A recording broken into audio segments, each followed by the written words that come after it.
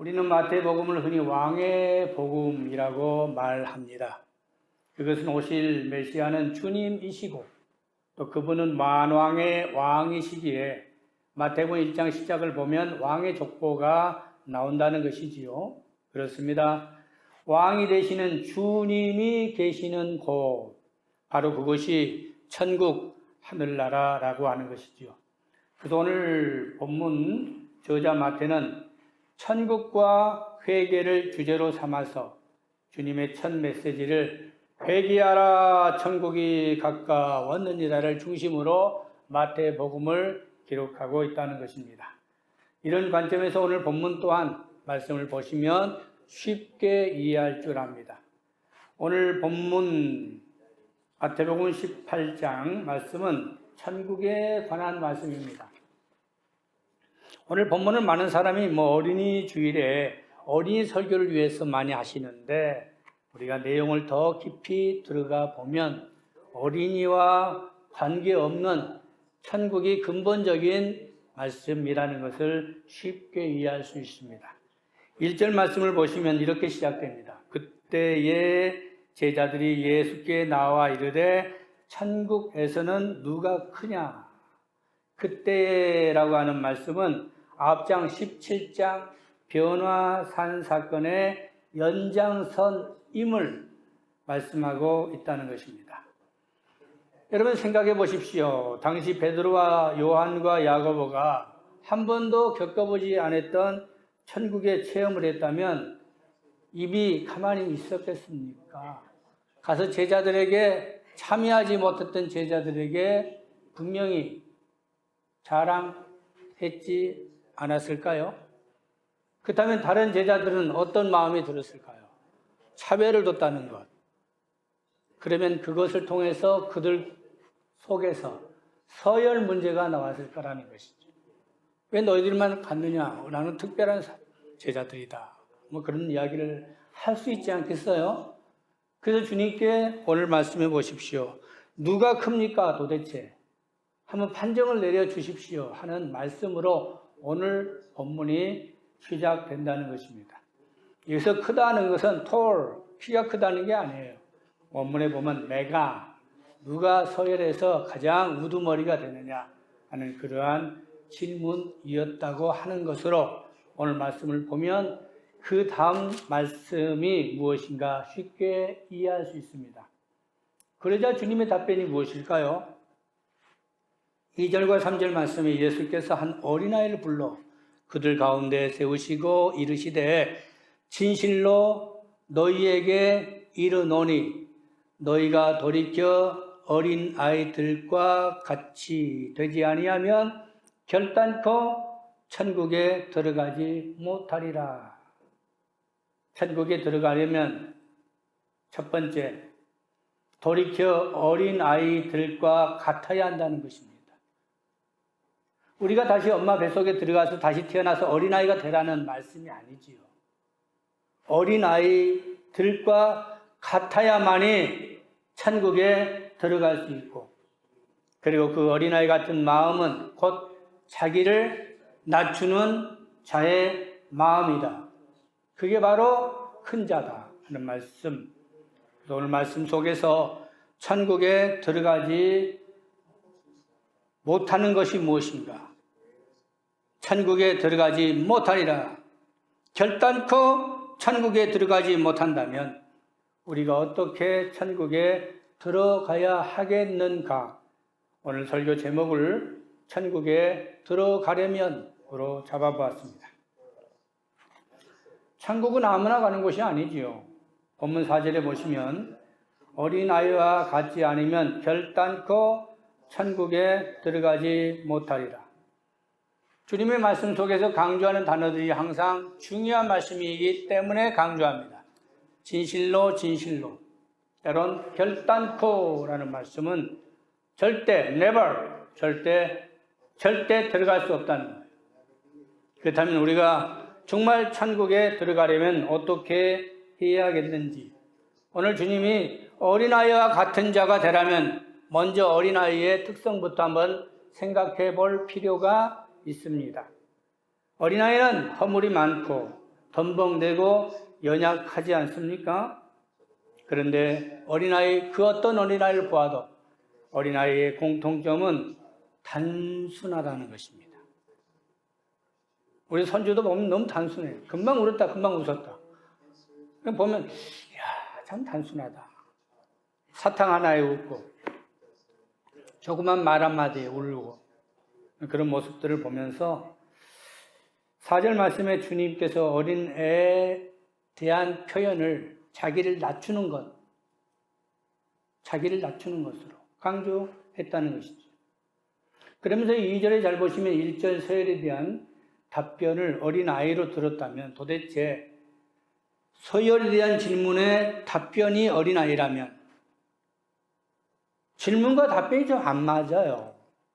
누가 큽니까? 그러면 누가 크다라고 답변이 나올 줄 알았는데 누가 큽니까? 라는 질문의 답변은 생각지 않는 어린아이를 등장시키면서 낮추는 자라 하는 말씀이었다면 도대체 주님께서 말씀하고자 하는 의미가 무엇이겠느냐? 저는 여기서 서열 문제를 한번 생각해 보았습니다.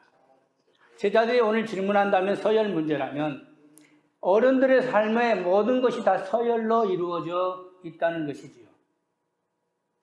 사회에서도 모든 서열이 있고요. 가정에서도 모든 서열이 있고요.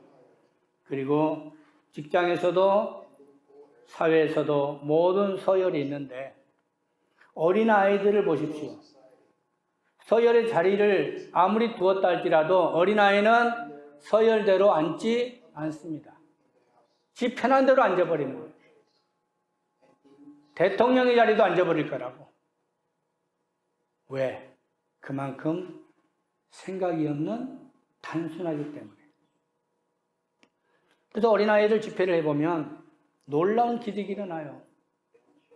그 말 못하는 어린아이들인 것 같아도 이해하지 못하는 것 같아도 말씀을 증거하면 그 말씀대로 역사가 일어날 때를 저는 많이 체험해 보았습니다. 그리고 방언이 또 금방 터지고요. 금방 역사가 일어나는 것들을 보면 어린아이 같은 마음이 얼마나 주님이 중요하게 강조하셨는지 우리는 이해할 수 있습니다. 때묻지 않는 단순함. 그렇다면 이 때묻지 않는 단순함은 무엇일까요? 바로 그것은 깨끗한 마음, 곧 회개를 의미하고 있다는 것을 알 수 있습니다. 우리가 천국에 가려면 깨끗한 회개를 통한 결단의 역사가 이루어져야 하기에 어린아이를 통하여 어린아이의 심성을 주님이 말씀하셨습니다.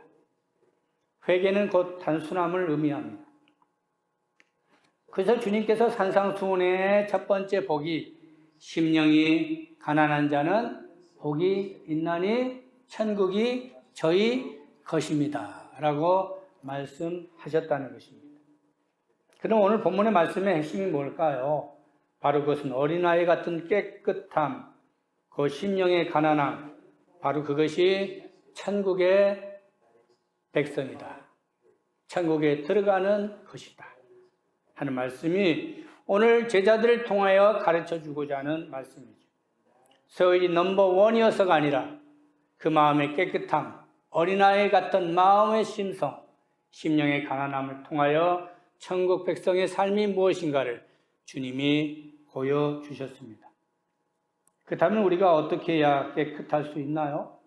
깨끗할 수 있는 비결의 마음, 바로 5절 말씀에 이렇게 말합니다. 누구든지 내 이름으로 어린 아이 하나를 영접하면 곧 나를 영접합니다. 우리가 깨끗해질 수 있는 비결은 딱 하나밖에 없다는 것이죠. 바로 그것은 주님을 영접할 때에 우리는 깨끗해질 수 있습니다. 그리고 주님을 영접하되 그것도 어린아이 같은 마음, 단서를 주님이 붙이셨습니다. 우리가 세상에 살면서 주님을 어떤 주님으로 우리가 믿고 살아가고 있느냐 중요한 것이라는 것이지요. 그래서 어린아이 같은 그것 자체를 주님이 말씀하시면서 어린아이 하나를 영접하면 곧 나를 영접함이라고. 그럴 때 깨끗한 청결을 주님께서 말씀하셨습니다. 천국은 결단한 자가 들어가지요. 결단해야만이 된다는 것입니다. 저는 본문 말씀 보면서 이런 생각을 해보았네요. 앞장에 마태복음 17장 변화산 때도 그렇고요. 또 마태복음 26장 겟세마네 동산 때도 주님이 동행한 제자들을 보면 베드로, 야고보, 요한이라고 말씀하고 있습니다. 왜 주님은 많고 많은 제자들 다 데려가야지? 왜 세 제자만 데려갔을까? 그리고 그것 때문에 서열 문제까지 야기되는 문제를 일으켰을까? 어떤 의미에서 보면 베드로, 야고보, 요한이 특별한 제자일 수 있습니다. 그런데 어떤 의미에서 보면 이들이 문제일 수 있다. 한번 생각해 볼까요? 주님이 사사건건 복음에 대한 말씀을 할 때마다 거기에 항변하고 대드는 제자는 베드로였습니다. 그래서 주님께서 사탄이라는 책망까지 받은 자 아닙니까? 그뿐인가요? 야고보와 요한은 별명이 있습니다. 얼마나 성질이 급했든지 그들의 별명은 우레의 아들이다. 번개가 푹 치듯이 성질이 그러했다는 것을 우리는 알 수 있지요. 그리고 이들이 얼마나 자리다툼이 심했는지요. 마태복음 20장에 가보면 야고보, 요한의 어머니가 등장을 합니다. 그리고 주님께 하나는 우편에 하나는 좌편에 주님 곁에 두어달라고 청탁을 하지 않겠습니까? 얼마나 자리다툼이 심했으면 가족까지 동원을 했겠느냐 하는 것을 알 수 있지요. 거기에 버금가는 베드로 또한 경쟁자가 있었어요. 베드로는 자기 마음속에 항상 내가 서열이 1위라는 생각을 하고 있었던 것 같아요. 그런데 그 마음속에 혹시 내 자리를 노리는 누군가가 있다라는 생각을 항상 요한을 경계 삼아 두고 그가 생각하고 있었던 것 같습니다. 그래서 이제 요한복음 21장 21절에 보시면 한번 확인해 보겠습니다. 이렇게 주님이 부활하시고 난 뒤에 베드로를 만나시고서 베드로에게 장차 있을 일을 말씀하시지요. 그때 베드로가 뭐라고 말하나요? 자, 20절부터 보겠습니다. 베드로가 돌이켜 예수께서 사랑하시는 그 제자가 따르는 것을 보니 그는 만찬석에서 예수의 품에 의지하여 주님 주님을 파는 자가 누구 오니까 묻던 자더라.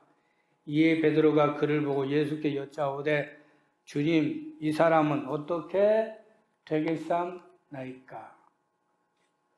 그냥 주님이 뭐라고 말합니까? 22절 예수께서 이르시되 내가 올 때까지 그를 머물게 알고자 할지라도 네게 무슨 상관이 있나이? 너는 나를 따르라. 오늘 이 말씀 속에서도 베드로의 머릿속에는 항상 요한을 경계했다는 거예요. 그러니까 그가 그 요한 묻지도 않는 질문을 지금 하고 있습니다. 주여, 요한은 그럼 어떻게 되는데요? 갑자기 요한에 대한 의식을 하면서 주님께 질문했겠어요. 주님은 야 상관 마, 요한이야. 너나 따라. 그렇게 말씀을 하시는 걸 보면 그들의 마음속에는 항상 서열 다툼이 있었고 그리고 단순함 속에서도 어떻게 할까 하는 그러한 복잡 미묘한 관계가 있었다는 것을 알 수 있습니다. 그런데 그런 그들이 말년에 가면 어떻게 되나요? 어린아이 같은 마음으로 돌아갑니다. 심성이 변하고 그리고 결단하고 그리고 새로운 터닝 포인트 역사가 다시 일어난다는 것이죠. 그렇습니다. 이 결단의 신앙이라고 하는 것은 우리 삶의 터닝 포인트, 우리가 돌아서는, 다시 시작하는 리뉴 역사들이 일어난다는 것 알 수 있습니다. 그래서 이 주님을 우리가 따르고 믿고 결단하는 신앙, 얼마나 중요한 것입니까? 그래서 마가복음 9장 35절에 첫째가 되고자 하는 자는 끝이 되어야 한다 하는 말씀 속에서 우리의 삶 전체는 결단의 사람이 되어야 한다 하는 것을 주님이 강조하고 계시다는 것입니다. 결단은 천국 가는 가장 중요한 우리의 자세라고 하는 것이죠. 다시 본문에 돌아와 보면 8절 말씀에 주님께서 무엇을 어떻게 결단해야 할 각오를 가져야 하는가를 재차 설명하시면서 이렇게 말씀합니다. 누구든지 나를 믿는 이 작은 자 중 하나를 실족하게 하면 차라리 연자 맷돌이 그 목에 달려서 깊은 바다에 빠뜨려지는 것이 나으니라. 실족하게 하는 일들이 있음으로 말미암아 세상에 화가 있도다 하시면서 8절 다 같이 이제 읽어봅시다. 시작. 만일 네 손이나 네 발이 너를 범죄하게 하거든 찍어내버리라. 장애인이나 다리 저는 자로 영생에 들어가는 것이 두 손과 두 발을 가지고 영원한 불에 던져지는 것보다 나으니라 그랬었어요. 여러분, 결단은 입으로 하는 게 아니요. 여러분 마음속의 심령의 역사하심 속에서 우리가 결단한다는 것은 돌아서는 거예요. 설령 네 손이 범죄케 하면 그것을 잘라버리고 눈이 너를 범죄케 하거든 그 눈을 빼어버리라는 얼마나 심각한 말씀을 하고 계십니까? 우리가 손을 자르고 눈을 뽑을 수는 없지만 그 정도의 결단이 있어야만이 우리가 죄악에서의 이 죄된 세상에 이겨낼 수 있다는 것을 주님께서 말씀하고 있습니다.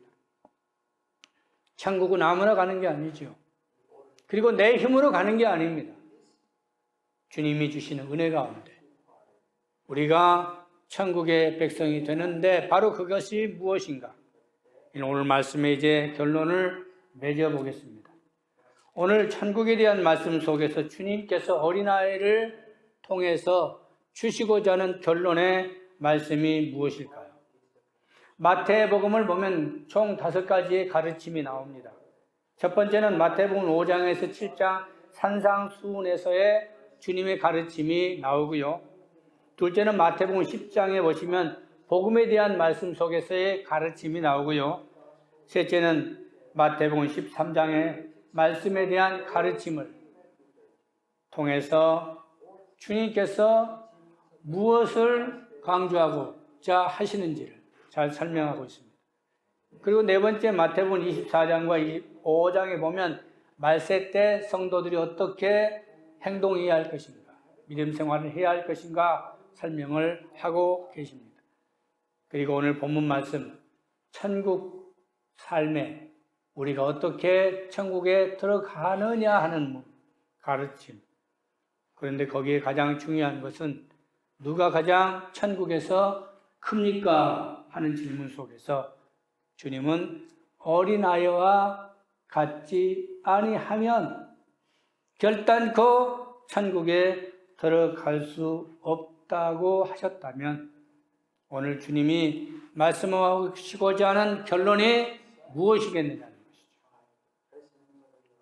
오늘 이 말씀을 지금 우리가 이 시대로 보지 말고 당시 유대 사회에서 어린아이를 내세울 때 이것은 큰 센세이션이었어요.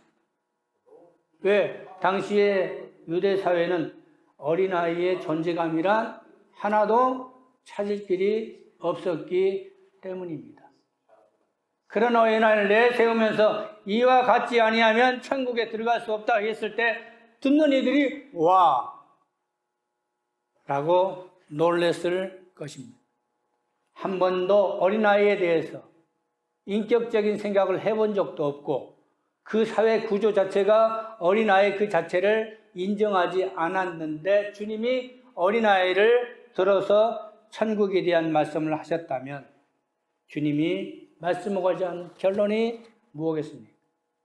어린아이는 존재감이 없는 자들이고 인정받지 못한 자라면, 그리고 오늘 하신 말씀이 이 어린아이와 같지 않는다면, 그리고 이 어린아이를 영접함이 곧 나를 영접함이라고 한다면, 오늘 주님의 말씀의 결론은 우리가 결단해야 하고 우리가 깨끗해야 하고, 그리고 우리가 천국 백성으로 어린아이와 같이 되려면 내 힘으로 할 수 없다는 것입니다. 그것은 오직 하나, 주님으로 말미암아 이루어지는 대속의 역사만이 이 모든 것이 이루어질 줄 믿습니다. 신앙의 최고의 경지가 무엇일까요? 바로 그것은 주님 닮아가는, 우리가 믿음 생활을 하면 할수록 우리가 믿음 생활 속에서 우리의 모습이 달라져 가는 것이라면 바로 그것은 주님 닮아가는 것입니다. 신앙생활을 하면 할수록 우리가 말씀에 깊이 있는 삶을 살면 살수록 나의 모습이 주님 닮아가야 한다는 것입니다. 그리고 나의 심령은 주님의 심령처럼 어린아이 같은 마음이 되어야 한다는 것입니다. 예수님 닮기 내가 원하네, 날 구원하신 예수님을 내 마음속에 지금 고도사 주님의 형상 인치소서. 할렐루야. 주님을 닮아가는 것, 주님 따라가는 것, 주님 심성, 주님의 심장을 우리가 갖는 것, 바로 그것이 오늘 말씀에서의 주님이 하시고자 하는 결론임을 깨닫고 우리 모두 믿음 생활 속에서 주님 닮아가는 어린아이 같은 심성의 귀한 권속들 되시기를 주님의 이름으로 기도합니다. 기도합시다. 자비로우신 하나님 고맙고 감사합니다. 천국이 어떤 곳인가? 아무나 갈 수 없는 이 천국에 오늘 주님은 누가 크냐는 제자들 질문했어. 어린아이를 통하여 주님의 기독론을 말씀하셨습니다. 우리가 주님 닮아가는 신앙, 우리가 말씀 따라 사는 신앙, 그리고 대속의 주님을 믿는 믿음, 이것을 저버리지 않고 끝까지 붙들고 승리하는 권속들이 되어지게 하여 주시옵소서. 예수님 이름으로 기도드립니다. 아멘.